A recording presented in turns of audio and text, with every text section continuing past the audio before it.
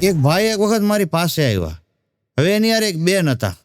એટલે મને કે કૃષ્ણભાઈ, આ બેનને બિચારાને થોડીક તકલીફ છે, ગરીબ છે, તાત્કાલિક મકાન માલિકને ભાડું ચૂકવવાનું આવ્યું છે, એની પાસે પૈસા નથી, કંઈક મદદ કરો ને. એટલે મેં વળી 1000 રૂપિયા આપ્યા. હવે મને કે તમારા સગાવાલાને ને પરિવારને ને મિત્ર મંડળમાં જરાક વાત કરો ને, તો એમને બિચારાને ભાડું હરખું ભરાઈ જાય. એટલે મેં વળી મારા પરિવારના લોકોને વાત કરીને, સગાવાલાને વાત કરીને, મિત્ર મંડળને વાત કરીને લગભગ 10,000 રૂપિયા ભેગા કરી દીધા. પછી હું મૂંગો રહ્યો તો લગભગ વાંધો ન આવત, પણ મેં વળી સામેથી પૂછ્યું ઓલા ભાઈને, ભાઈ તમે આમની હારે હારે બધે ફરો છો, તમે આમના શું થાવ છો? મન કે એનો મકાન માલિક જ હું છું ને. પછી તો મેં 2 વળગાડીને કીધું કે આટલું જ તને પેટમાં બળે છે તો પછી ભાડું માફ કરી દે ને. મેં એક વખત એક ડૉક્ટરને પૂછ્યું, મેં કીધું સાહેબ વજન બહુ વધી ગયું છે અને કઈ રીતે કંટ્રોલ કરવો એના માટેની કોઈ સરસ એક્સરસાઇઝ મને બતાવો. ડૉક્ટર કે એક સરસ એક્સરસાઇઝ બતાવું. એટલે મેં કીધું કયો? મને કે તમારે તમારું મોઢું જમણી બાજુ ફેરવવાનું, પછી ડાબી બાજુ ફેરવવાનું. એટલે મેં કીધું આ એક્સરસાઇઝ ક્યારે કરવાની? મન કે જ્યારે તમને ખાવા માટે કોઈ અતિશય પ્રિય વસ્તુ માટે આગ્રહ કરે ને ત્યારે. ભણના દીકરા એમ કરીને મને ના પાડતા શીખવાડતું હતું. બોલો. એક જણ મને કે કૃષ્ણભાઈ, લગ્ન પહેલાનું પુરુષોના જે ઉભરા આવે એની પત્ની ઉપર, આમ તો ફિયાન્સી ઉપર કહેવાય, અને લગ્ન પછી જે ઉભરા આવે એમાં કંઈ ફેર હોય ખરો? એટલે મેં કીધું હા. મન કે એનું એક ઉદાહરણ આપો. મેં કીધું લગ્ન પહેલાં જે એમ કહેતો હોય કે હું લાશોની લાશો પાથરી દઈશ, લગ્ન પછી ઈનો ઈ માણા બિચારો ઘરવાળીની પથારી પાથરતો હોય. આટલો તફાવત આવે. તમે લોકો જોજો, ઘણા લોકો વ્રત બહુ કરે. એટલે એક બેને એના પતિને કીધું, એ કે હું સોમવાર રહું છું, ગુરુવાર રહું છું, પૂનમ રહું છું, એકાદશી રહું છું. એનો ઘરવાળો કે બસ હખણી રહે ને એટલે બીજું કાંઈ કરવાની જરૂર નથી. એક વખત સરકારે પરિપત્ર બહાર પાડ્યો, બોલો, અને એમાં હું ચોખ્ખું લખ્યું કે હવેથી જેને જેટલા સંતાનો હશે એ પ્રમાણેનું જ એને ભથ્થું આપવામાં આવશે. એટલે બધાય સરકારી કર્મચારીઓ માંડ્યા ફોર્મ ભરવા. હવે એમાં ઉપરી અધિકારી બધા એના ફોર્મ ચેક કરતા હતા, તો એમાં એને જોયું કે એક ક્લાર્કે એને 2 છોકરા લખ્યા હતા. એટલે અધિકારીએ બોલાવ્યો એ ક્લાર્કને. એ કે ભલામણ 2 જ છોકરા કેમ લખ્યા છે? તો તાર 4 લખ. હું અધિકારી છું તોય મેં 8 લખ્યા છે. બોલો ક્લાર્ક કે પણ સાહેબ તમે તો પરણેલા છો ને. એક વખત 2 જણા બાંધતા હતા રોડ ઉપર. એટલે ત્યાં એક જણો ત્રીજો જઈને કે હવે જો તમે 2 કે બાંધ્યા છો ને તો હું પોતે આત્મહત્યા કરીને મરી જઈશ. તો ઓલા 2 જણાએ બાંધવાનું બંધ કર્યું ને 2 અલગ અલગ વયા ગયા. બોલો.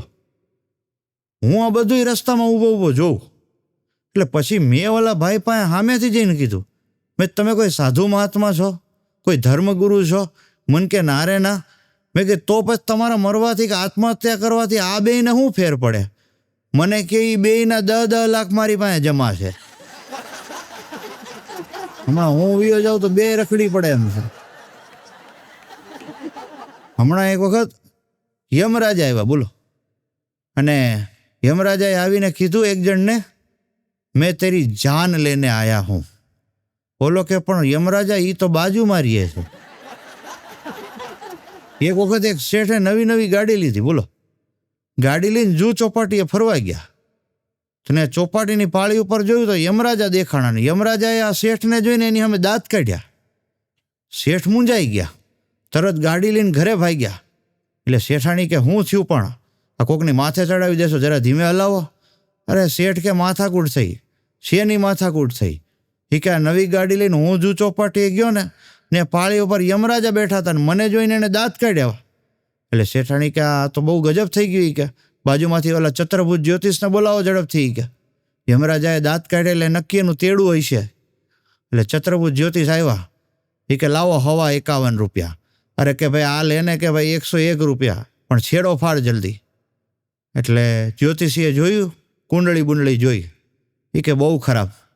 હવે તમે એક કામ કરો, કાશી ઉપડી જાઓ, દાન પૂન કરો અને જમનાજીમાં નાહી લ્યો. આ જ તમારા પાપોનો ઈલાજ છે. શેઠ તો હાંભળા ભેગા ગાડી લઈને ઉપડ્યા સીધા કાશી.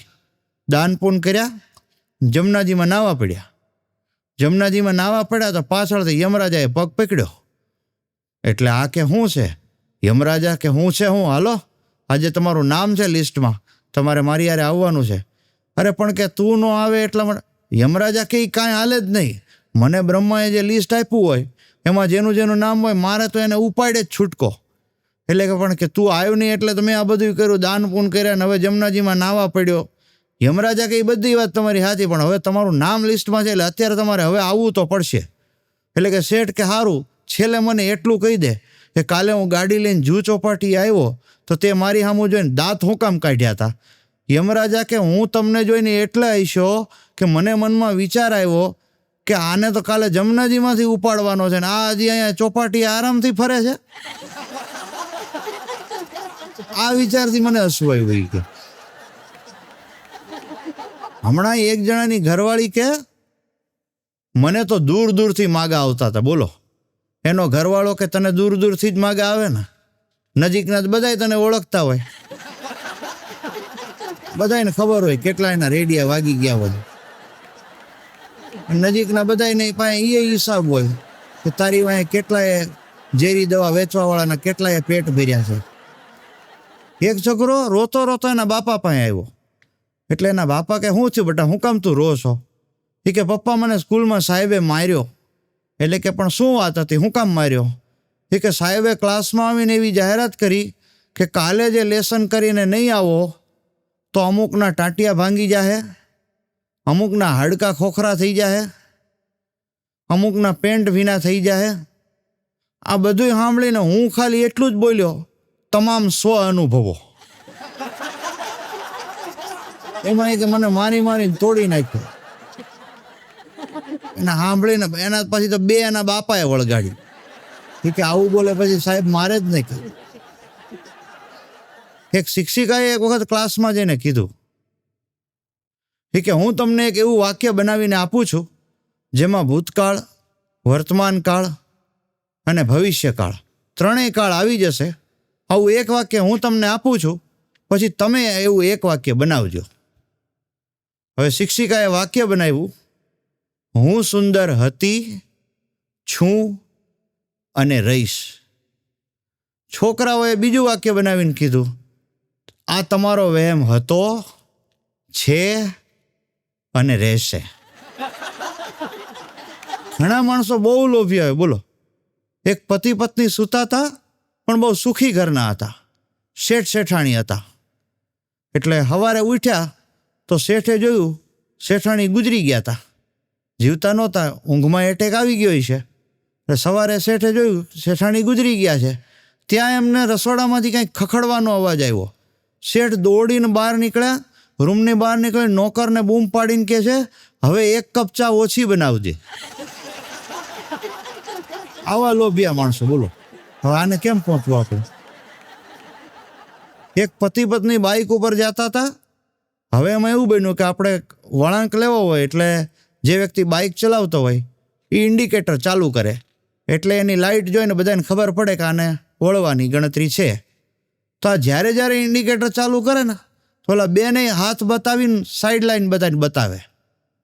એટલે એનો પતિ કહે કે તું મૂર્ખી છો, બુદ્ધિ વગરની છો. હું ઇન્ડિકેટર તો ચાલુ કરું છું, ઇન્ડિકેટરની લાઇટ જોઈને બધાને ખબર પડી જાય કે આપણે વળવું છે, પછી તું હું કામ હાથ બતાવસ? એની ઘરવાળી કે તમારો વેમ છે કે ઇન્ડિકેટર જોઈને બધાને ખબર પડે છે? હવને મારો હાથ જોવામાં રસ છે. એક ગાડીની હરાજી થતી હતી. બોલો, હવે ગાડી હતી હાવ ઠોઠિયા જેવી, તોય વળી એની હરાજી થતી હતી. તો એક જણ કે 5 લાખ, બીજો કે 6 લાખ, ત્રીજો કે 7 લાખ. ત્યાં એક જણ ઊભો થઈને બોલ્યો એ કે ગાડીમાં કંઈ દમ નથી, હાવ ઠોઠિયા જેવી ગાડી છે, તો એ કે એના 5 લાખ 6 લાખ 7 લાખ એવા ભાવ બોલાય છે, તો એવી તો કયા ગાડીમાં ખાસિયત છે? ત્યાં એક જણાએ ચોખવટ કરી એ કે આ ગાડીનું 20 વાર એક્સિડન્ટ થઈ ચૂક્યું છે અને 20 વાર પત્નીનું જ મૃત્યુ થયું છે, તો આ ઊભો થયો હતો ને એ કે 25 લાખ. તો એ કેવો ગળે આવી ગયો છે બોલો, વિચાર કરો.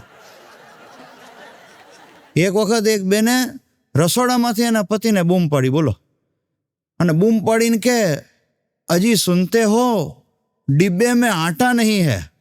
તો ઓલો પાછો સોફામાં પડ્યો કે ડબ્બામાં આટા ન હોય તો પછી કે સીધે સીધું ખોલી નાખ ને, મને હું કામ ત્યાં બોલાવશ.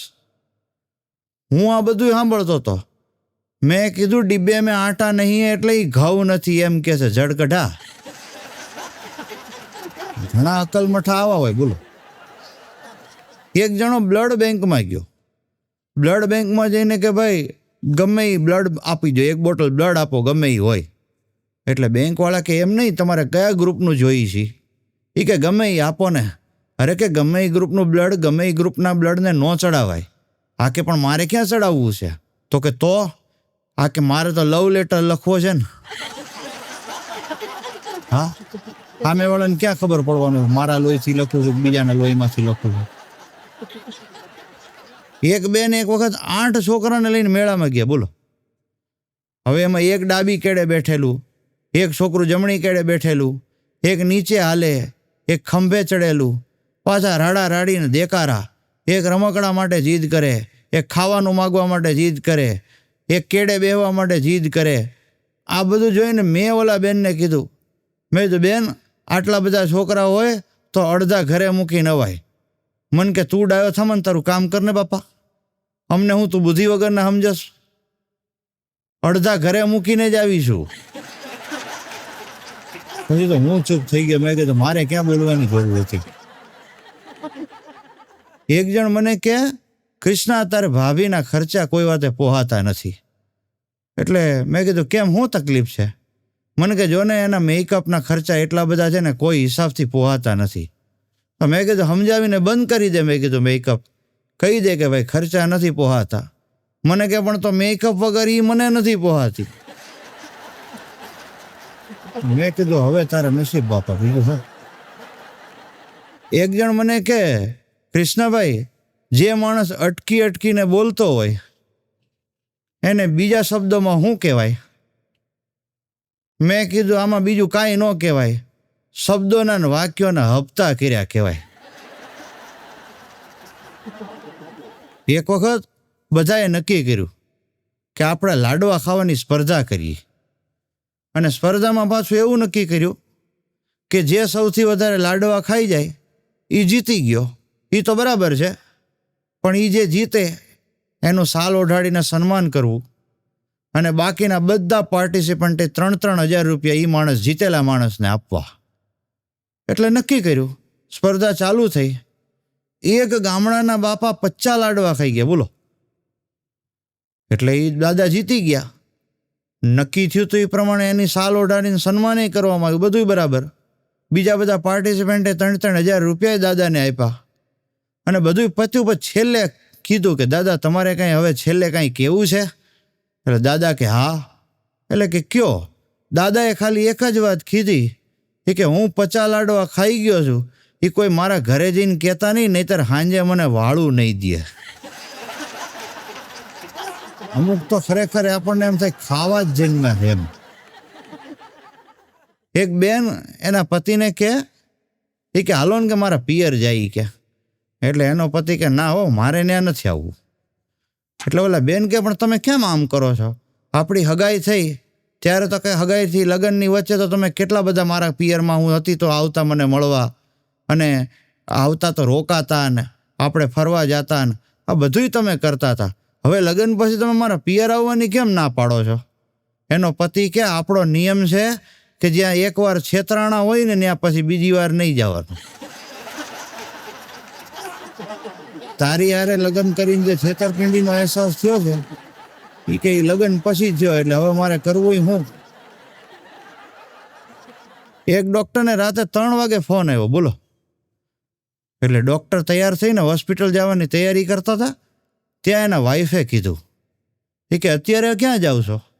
એટલે ડૉક્ટર કહે કે ઇમરજન્સી કેસ આવ્યો છે અને મારે તાત્કાલિક હોસ્પિટલ જવું પડશે, નહીંતર ઓલો પેશન્ટ મરી જાય. એની પત્ની કે કોકને તો તમારા હાથમાંથી મરવામાંથી મુક્તિ આપો. મને એક વખત એક જણે એવો પ્રશ્ન પૂછ્યો બોલો. મને કે કૃષ્ણાભાઈ, આ કોલેજના છોકરાઓ અમારે કે કોઈ વાતે ઉઠતા નથી, અડધી રાત સુધી નગરું ઇન્ટરનેટ ઉપર ચેટિંગ કર્યા કરે, સવારે ઉઠાડીએ તો ઉઠે નહીં. હવે આનો રસ્તો શું કરવો, એને ઉઠે એના માટે શું કરવું જોઈએ? મેં એને એક જ ઉપાય બતાવ્યો. મેં કીધું ગમે એવો ઘસઘસાટ ઊંઘતો હોય ને એને કાનમાં એટલું જ કહેવું જઈને કે તારા પપ્પા તારો મોબાઈલ ચેક કરે છે. ગમે હિરોઈન આરે સપનામાં ફેરાય ફરતો હોય છે ને, હસ્તમેળાપય કરતો હોય છે ને, તો એ ઊભી પીછાડીએ ભાગે નહીં મને કેવું. એક વખત મેં એક જણને પ્રશ્ન પૂછ્યો, બોલો, કોલેજમાં એક છોકરો ભણતો હતો. મેં કીધું સ્ટડી મેનેજમેન્ટ એટલે શું, તને કંઈ ખબર છે? મને કે હા. મેં કીધું તે કેવી રીતે સ્ટડી મેનેજમેન્ટ કરેલું છે, કોઈ ઉદાહરણ આપી શકે? મને કે હા. મેં કીધું કેવી રીતે?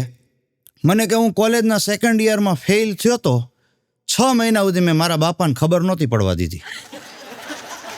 મેં કીધું વાહ, તમારું સ્ટડી મેનેજમેન્ટ સારું હતું. મેં કીધું એક છોકરો એની મમ્મીને કહેતો હતો, બોલો, એ કે મમ્મી તારી જીભથી આ રસ્સી કાપી દે ને. એ કે એટલે એની મમ્મી કે ડોબા, જીભથી કોઈ દી રસ્સી કપાય? બોલો છોકરો કે કેમ? કાલે જ તો પપ્પા કહેતા હતા કે તારી જીભ તો કેચી કરતાંય વધારે ધારદાર છે. તો પછી રસ્સી હું એમ કે તારી વાંક તારા માટે કંઈ પ્રોબ્લેમ વાળી વાત હોય. એક ગામમાં વસ્તી ગણતરીના સાહેબ આવ્યા, બોલો. એટલે એણે એક જણને બોલાવ્યો કે ઓય ઉભો રે, તારે કેટલા છે? હવે ઓલો મોઢું બગાડીને કે સાહેબ અમારે ગરીબ માણસને કેટલા હોય? ગણીને 11 છે મારે તો. ગણીને 11 છે એ એવા ટોનમાં બોલ્યો જાણે કેટલીય બાધાઓ માનતાઓ કરી હોય ત્યારે એકનું એક સંતાન થયું હોય ને એવા ટોનમાં બોલી કે મારે તો સાહેબ ગણીને 11 છે. વસ્તી ગણતરી વાળા સાહેબ વળતી બસમાં પાછા આવી ગયા કે બોલો, એ કે આ ગામમાં ગરીબને 11 હોય તો શ્રીમંતે તો એની શ્રીમંતાઈ બતાવવામાં કઈ બાકી રાખ્યું જ ન હોય. એક વખત મને એક જણાએ પ્રશ્ન પૂછ્યો, બોલો. મને કહે કૃષ્ણભાઈ, છોકરાને મોબાઈલ કયા સમયે અપાય? મેં કીધું જ્યાં સુધી એને ગેલેરી ખોલવાની ખબર ન પડે ને ત્યાં સુધી એને અપાય. પછી જીદ કરે ને તો નવો લઈ દેવાય નાનો, પણ પછી આપણો તો ન જ દેવાય. કારણ કે પછી મોબાઈલ આપો એટલે ગેલેરી ખોલે એમાંથી કંઈક કાળા ધોળા નીકળે અને પછી એક સમય એવો આવે કે આપણા ઘરની ગેલેરીમાં આપણે એકલા હોઈએ. પછી મને કે વાત તો તમારી સાચું. મને એક મારા મિત્રએ પ્રશ્ન પૂછ્યો. મને કે કૃષ્ણ, તું માને છે કે બહેનો બહુ બુદ્ધિશાળી હોય? મેં કીધું હા બિલકુલ. મને કે કેવી રીતે? મેં કીધું જો ભાઈ, બાળકને જન્મ કોણ આપે? એની માં આપે. પણ વાહે નામ કોનું ઠપકારે? બાપાનું. શું કામ? બગડે જ કાંઈ વાંધો નહીં. બીજું ઉદાહરણ મેં કીધું એ છે, બૈરાઓ એને ખૂબ પહેર્યો હોય હાડલો પણ એને જવા ન દે, એનું ગોદડું બનાવે અને ગોદડું બનાવીને એના પતિદેવને જ ઓઢાડે. ઓલો પાછો ગંધાતા ગોદડામાં સવારે 9 વાગ્યા સુધી નાકોરા ઢેડતો હોય. આ બધા ઓછા ઉદાહરણ છે બુદ્ધિના. મેં કીધું બહેનોના. એક ભાઈનો સાળો એની ઘરે આવ્યો, બોલો. એટલે સાળો બનાવી બે જમીન બેઠા હતા, એમાં મુખવાસ આવ્યો. હવે મુખવાસ જોયું તો ચાંદીની મુખવાસદાની, બોલો. એટલે સાળાએ બનાવીને કીધું કે બનાવી લાલા ચાંદીની મુખવાસદાની. એના બનાવી કે જૂના ઓલા જે સિક્કા આવતા હતા ને રાણી છાપ ચાંદીના, મેં તો એ હાંચવીને રાખ્યા છે. એટલે આ એનો હાળો કે બનાવીલાલ, તમે આ હિસાબે એન્ટિક પીસનો સંગ્રહ કરવાના શોખીન લાગો છો. ત્યાં ઓલાએ ચોખવટ કરી કે હવે તને તારી બેનના સફળ સંસારનું રહસ્ય સમજાણું.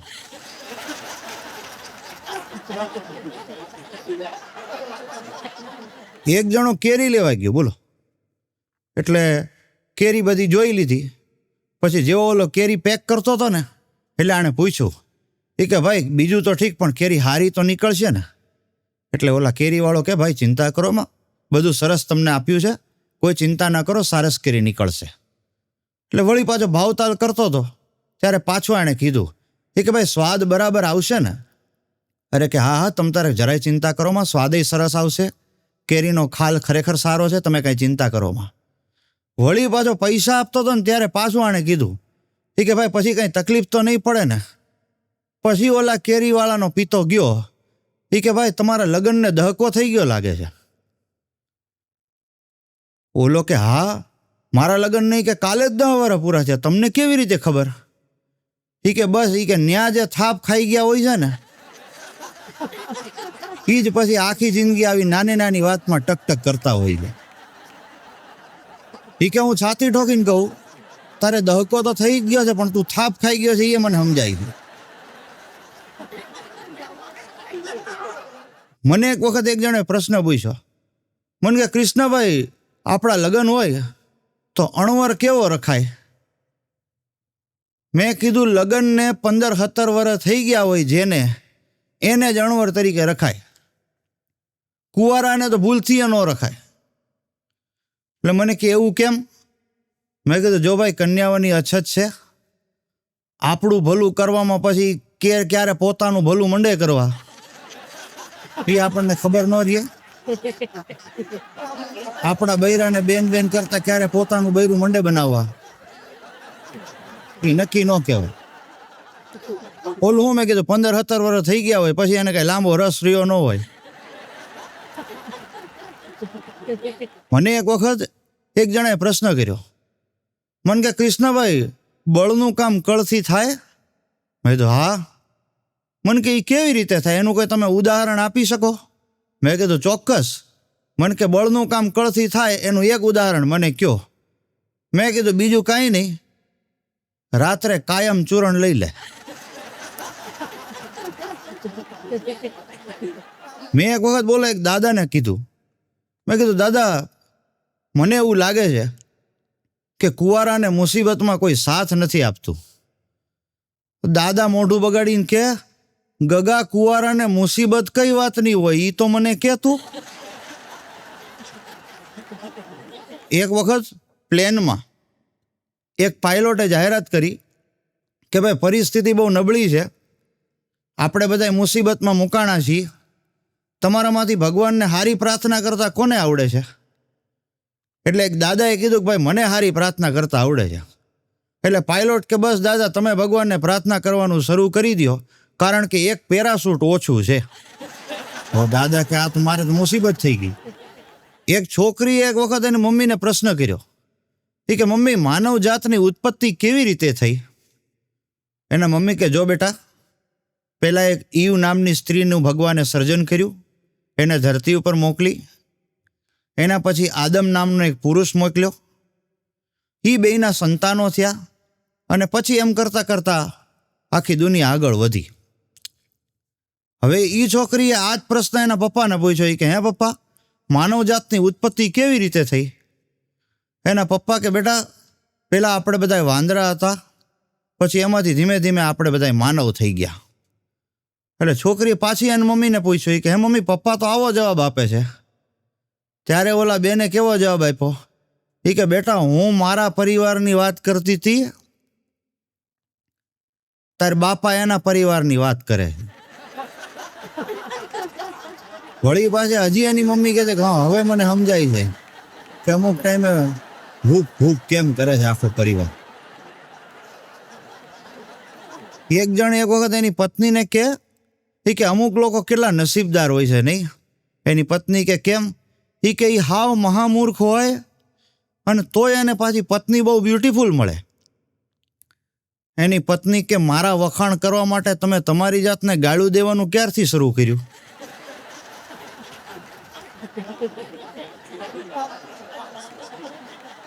અમુક વખત આપણને એમ લાગે મિત્રો કે આપણી ઉપર કોઈક દયા કરે છે, પણ ચેક કરી લેવું.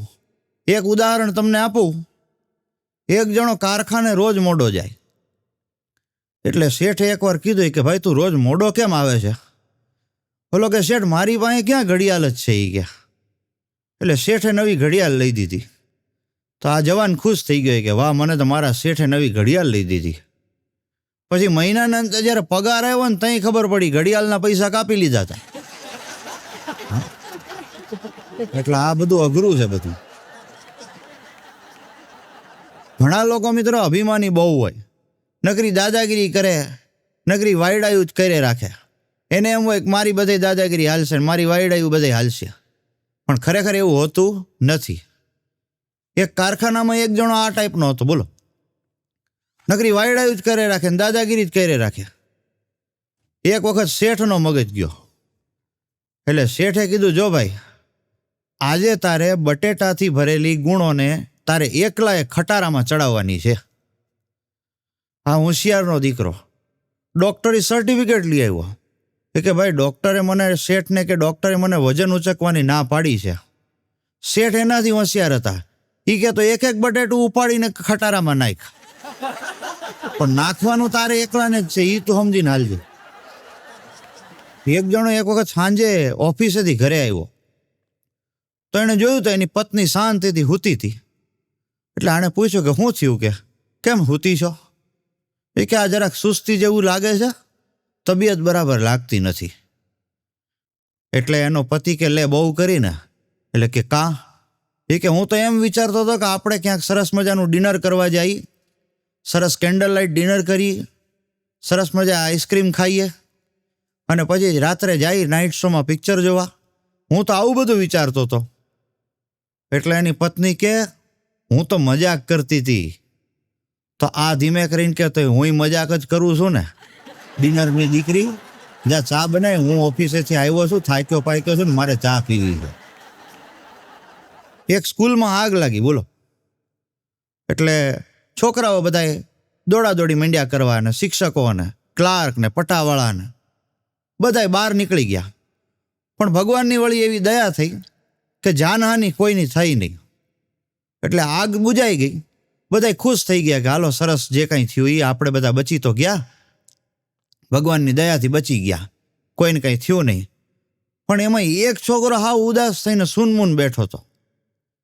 એટલે પ્રિન્સિપાલ સાહેબે કીધું, જો બેટા, કાંઈ ચિંતા કરવા જેવું નથી, બધા સલામત છીએ અને બધાય ખુશ છે. તું કેમ આવી રીતે ઉદાસ થઈને સૂનમૂન બેઠો છો? બોલો છોકરો કે સાહેબ, બધાય બચી ગયા એ તો ખુશીની વાત છે, પણ હારોહાર તમેય બચી ગયા. આ અમારા માટે દુઃખની વાત છે ને.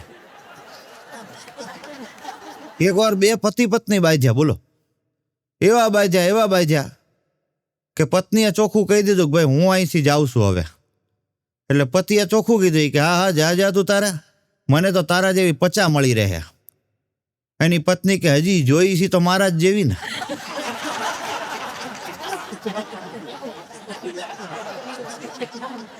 એક જણો જાહેર ટોયલેટમાં ગયો, બોલો.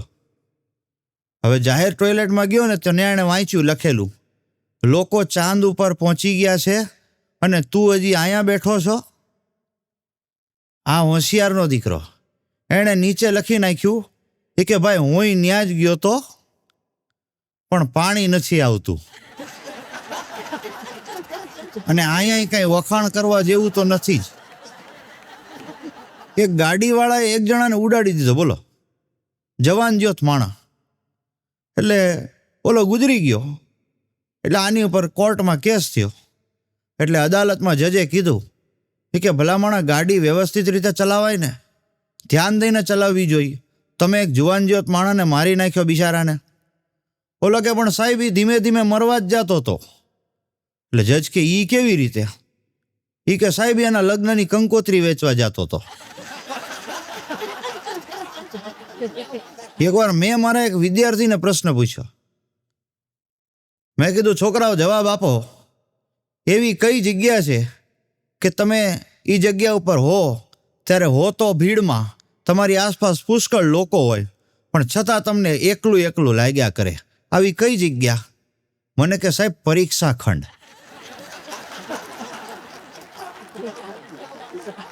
એક બેન એના ઘરવાળાને કે બાજુવાળા બેન કેટલા નસીબદાર છે. એટલે કે કેમ? એ કે એના હસબન્ડને ફૂલનો ધંધો છે. તો એ કે હમણાં એનો જન્મદિવસ હતો તો કે એના હસબન્ડે ફૂલનો ઢગલો કર્યો, એ બેનને બેહાડ્યા ઢગલા ઉપર અને એના ઉપર ફૂલની વર્ષા કરી. આ બેનનો ઘરવાળો કે તું ધ્યાન રાખજો કે આપણે મરચાનો ધંધો છે,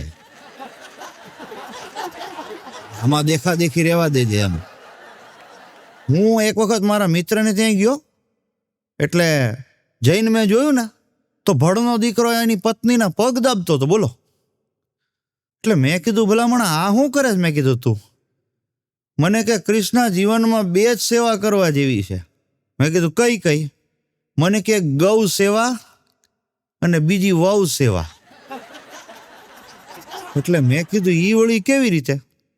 મને કે ગૌ સેવા કરીએ ને એનું પુણ્ય મર્યા પછી મળે, અને એ મળે તો મળે, એ કાંઈ આપણને અત્યારથી તો ખાતરી નથી, પણ એ કે વહુ સેવાનું પુણ્ય આપણને અત્યારથી જ મળી જાય.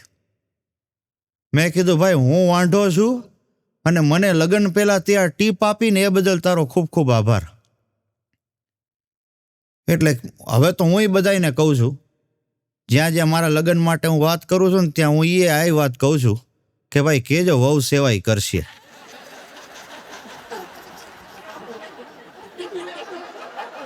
મને એક વખત એક જણો કે કૃષ્ણભાઈ કે મારા લગ્નને 50 વર્ષ થાય છે. એટલે મેં કીધું વાહ ભાઈ વાહ, બહુ સારું કહેવાય. અને એ કે આ વખતે હું એવું વિચારું છું કે 50મી વર્ષગાંઠે હું મારી પત્નીને કંઈક પુસ્તક ભેટમાં આપું. મેં કીધું ભાઈ એ વિચારે તમારો બહુ સારો છે. એટલે મને કે પણ પ્રશ્ન એ છે કે કઈ બુક આપું મારા વાઈફને?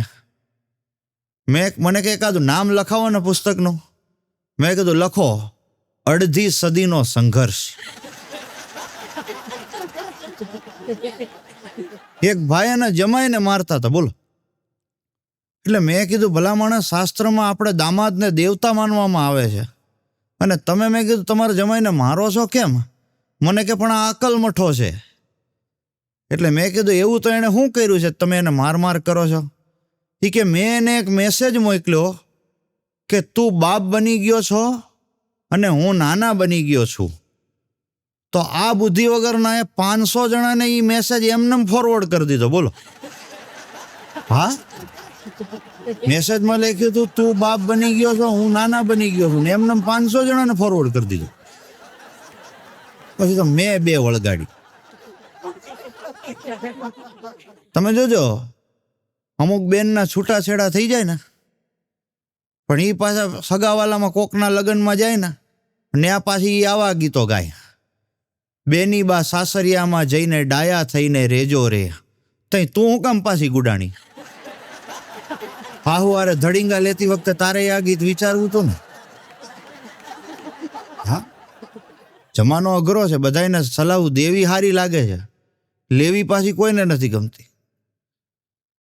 મને એક વખત એક જણાએ પૂછ્યું, મને કે કૃષ્ણભાઈ તમારી દ્રષ્ટિએ લગ્નની વ્યાખ્યા શું? મેં એટલું જ કીધું, ગુનો કર્યા વગર નારી શક્તિ આગળ આત્મસમર્પણ કરવું, એનું નામ લગ્ન. મને કે કૃષ્ણભાઈ આ વ્યાખ્યા તમે જ આપી શકો. મેં કીધું એનું કારણ એ છે હું કુંવારો છું. મિત્રો, આ તો બધી હાસ્યની વાતો છે, પણ અહીંયા ચોક્કસ એક વાત કહેવા માંગુ છું કે આપણા ગુજરાતી લેખક, સારામાં સારા લેખક જય વસાવડા સાહેબ, એની જે દાંપત્ય જીવનની વ્યાખ્યા છે ને, ખરેખર જીવનમાં ઉતારવા જેવી છે. એ એક જ વાત કહે છે કે તમે કાં તો એકબીજાને જેવા છો એવા સ્વીકારી લ્યો અને કાં તો એકબીજાને સમજી લ્યો, એટલે દાંપત્ય જીવનમાં કોઈ દી પ્રોબ્લેમ ન થાય. આ ખરેખર જીવનમાં ઉતારવા જેવી વ્યાખ્યા છે. બાકી હું તો અહીંયા હાસ્યની વાતો કરવા આવ્યો છું, એટલે હું તો હાસ્યની જ વાતો કરીશ. મને એક વખત એક જણાએ પ્રશ્ન પૂછ્યો, બોલો. મને કે કૃષ્ણભાઈ મારી વાઈફ ગાડી ચલાવતા શીખે છે. એટલે મેં કીધું ભલે ને શીખે, એમાં શું વાંધો? એ કે પણ મને બીક લાગે છે ક્યાંક એક્સિડન્ટ થાય, ક્યાંક ઠોકાઈ જાય તો શું કરવું? એટલે મેં કીધું તો પછી એને સમજાવી દે પ્રેમથી. એટલે મને કે પ્રેમથી સમજતી નથી, કે હવે મારે કરવું શું?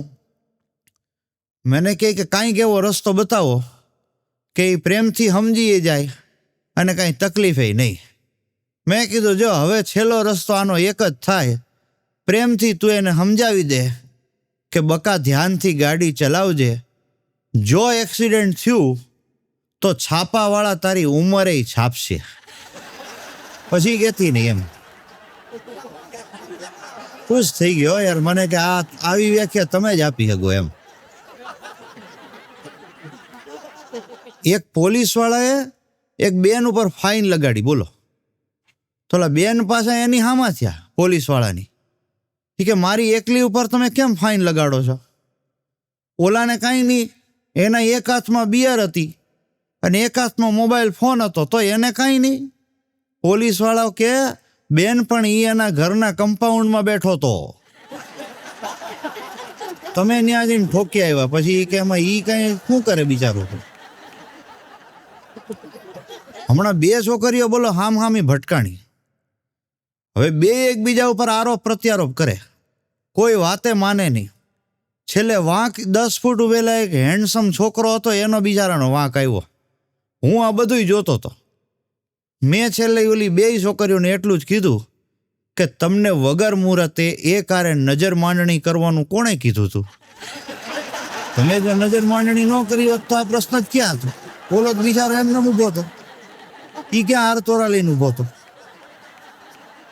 એક જણો રવિવાર જેવો દિવસ, હવે એને ટેવ કે દર રવિવારે એની વાઈફને લઈને ફરવા નીકળે. એટલે આ વખતે એકલો નીકળ્યો. એટલે એના મિત્રોએ પૂછ્યું કે ભાભી, એ કે ઘરે સાફ સફાઈ કરે છે. એટલે કે કેમ, આજે જીદ ન કરી આરે આવવાની? એ કે નારેના મેં એ કે છે ને 5,000 રૂપિયા અભેરાઈ ઉપર મૂકી દીધા ઘરની, અને કીધું કે આજે ઘરની જે સાફ સફાઈ કરે આ 5,000 એના. તરત એણે હાવરણી ઉપાડી લીધી. હવે એ કંઈ ઘર સાફ સફાઈ કરે, મારે શાંતિ. એટલે ઓલો કે એ તો બધું ઠીક, પણ તારે તો 5,000નું એંધાણ તો થયું ને. એટલે આ ભડનો દીકરો કહે છે એ 5,000 તો મને મારા હાળાએ આપ્યા હતા ને, કે દીદીને પરસોત્તમ મહિનાને આપી દેજો. આપણે આ રીતે કામ કરાવી લીધું. પુરુષો ઓછા તો નથી જેમ. એક બેને એના હસબન્ડને ફોન કર્યો અને ફોન કરીને કે આ કપડાનો કલર, એ કે આ કપડાનો એ કે કલર છે એ કે નીકળીને બીજા કપડા હારે જોડાઈ જાય ધોતી વખતે, તો એ પાકો કલર કેમ થઈ જાય છે? એટલે એનો પતિ કે હવે એ તો મને કાંઈ ખબર નથી, પણ તું ચિંતા કરમાં, એવી તકલીફ હોય ને તો આપણે 12 કપડાં ધોવડાવી લેશું. ઓલા બેન કે ના હું ધોઈ નાખું છું કપડાં. એનો પતિ કે પણ કાપડના તંબુ ઘરમાં ન ધોવાય. એની પત્ની કે તમે શું વાત કરો છો, હું તો મારા કપડાં ધોવું છું. એનો પતિ કે એટલે જ કહું છું, કાપડના તંબુ ઘરમાં ન ધોવાય. જો સીધું એમ કે તું હિપોપોટેમસ તો બીજું સ્વરૂપ છો તો તકલીફ ને એમ. એટલે અમુક વખતે પછી આવી રીતે સમજાવી દેવું પડે. મને એક જણો કે યાર મારે હરિદ્વાર જવું છે અને દારૂ મૂકવો છે. એટલે મેં કીધું ભાઈ વિચાર તારો ખરેખર સારો છે. મને કે પણ કોની ઘરે મૂકવો એ ખબર નથી પડતી. એટલે મેં કીધું ભાઈ હવે એની તો મને ખબર નથી. પેલા તો મને એમ કે દારૂ મૂકવો છે એટલે છોડવાની વાત કરતો હોય છે, પણ આ તો છુપાવવાની કરતો હતો.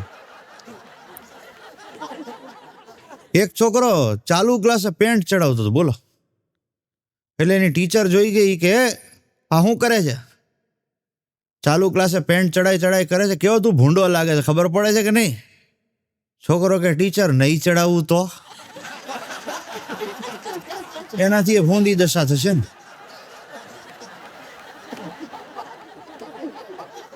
એક ડોક્ટરે એક જણાને કીધું કે ભાઈ તમારા પત્નીનો હોઠ ફાટી ગયો છે, હવે હોઠ સીવવો પડશે, ઉપલો હોઠ 2,500 રૂપિયા થશે. ઓલો 5,000 આપીને કે સાહેબ 2 સીવી નાખો ને. વિચાર કરો કે કેવો ગળે આવી ગયો છે. એક આપણો ગુજરાતી ડોક્ટર, બોલો, એ ભાઈડો બોમ્બે ગયો અને બોમ્બે જઈને એને દવાખાનું ખોલ્યું એનોય વાંધો નહીં, પાછું દવાખાનું બોમ્બેના ખ્યાતનામ ડૉક્ટરના દવાખાનાની સામે દવાખાનું ખોલ્યું અને પાછું બોર્ડ માર્યું કે તમને કોઈ પણ પ્રકારનો રોગ હોય એનો અહીંયા ઈલાજ કરવામાં આવશે, ફી માત્ર 500 રૂપિયા, અને જો તમારો ઈલાજ ન થાય તો અમે તમને ડબલ પૈસા પાછા આપશું, 1000 રૂપિયા પાછા આપશું. હવે આ ગુજરાતી ડૉક્ટરનું દવાખાનું માંડ્યું ધમધોકાર હાલવા. ઓલો બોમ્બેનો ખ્યાતનામ ડૉક્ટર હતો, તોય બિચારો હેરાન થઈ ગયો. એટલે એણે નક્કી કર્યું કે આની પાસેથી 1000 રૂપિયા ગમે એમ કરીને ખેરવવા છે. એટલે આવ્યો એ કે સાહેબ જીભમાં કંઈ સ્વાદ આવતો નથી. એટલે આપણો ગુજરાતી ડૉક્ટર કે એમ ઊભા રહ્યો. એ કે નર્સ 22 નંબરની બોટલમાં જે લિક્વિડ છે એ લેતા આવો. એટલે સિસ્ટર લઈને આવ્યા. હજી બોટલ ખોલીને આને જીભ ઉપર સેજ લિક્વિડ મૂકવા ગયા ને ત્યાં બોલ્યો કે સાહેબ આ તો પેટ્રોલ છે. એ કે હા જો આવી ગયો જીભનો સ્વાદ, લાય 500 રૂપિયા. 500 રૂપિયા ખેરવી લીધા. આવ્યો ગયો, છેતરાઈ ગયો. એટલે થોડાક દી થયા ને અને પાછી ચાનક ચડી. 15 દી રહીને પાછો આવ્યો. એ કે સાહેબ કંઈ યાદ રહેતું નથી. એટલે આપણો ગુજરાતી ડૉક્ટર કે એમ ઊભા રહ્યો. ફરીથી રાડ નાખી. એ કે નર્સ પેલા 22 નંબરની બોટલની અંદર જે લિક્વિડ છે ત્યાં વચ્ચે બોલી કે સાહેબ એમાં તો પેટ્રોલ છે. આ ડૉક્ટર કે હા જો યાદશક્તિ આવી ગઈ, લાય 500 રૂપિયા. વયો ગયો. થોડાક દી થઈને આને ફરીથી ચાનક ચડી કે ગમે એમ થાય આની પાસેથી 1000 તો લેવા જ છે. પાછો આવ્યો. એ કે સાહેબ આંખે કાંઈ દેખાતું નથી. એટલે આપણો ગુજરાતી ડૉક્ટર કે એમ ઊભા રહ્યો. હાલ્યો 1000 રૂપિયા. આ તકલીફનો અમારી પાસે કાંઈ ઈલાજ નથી. ઓલો હાથમાં પૈસા લઈને જોઈને કે સાહેબ આ તો 500ની નોટ છે. આ કે લ્યો બસ દેખાવા માંડ્યું આંખે, લાય બીજા 500 રૂપિયા. ગુજરાતી કોઈથી ભાઈડો પાછો ન પડે ભાઈ, એમાંય ધંધામાં તો ન જ પડે એમ. તો આવી હાસ્યની વાતો તો મિત્રો આપણે જેટલી કરીએ એટલી ઓછી પડે. પણ આપ સર્વ મને ખૂબ સારી રીતે સાંભળો છો, ખૂબ પ્રેમ આપો છો, એ બદલ આપ સૌનો ખૂબ ખૂબ આભાર. આવજો. જય માતાજી, જય ભારત, જય જય ગરવી ગુજરાત.